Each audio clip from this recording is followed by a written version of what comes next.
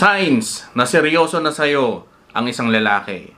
Number 1, hindi ka agad dinadala sa sogo. Kung masyado kang minabadali ng lalaki na yan na ibigay ang pechay mo, negative yan. Pangalawa, pinapakilala ka niya sa mga kaibigan at pamilya niya. Diyan mo makikita na proud siya na ikaw yung jowa niya.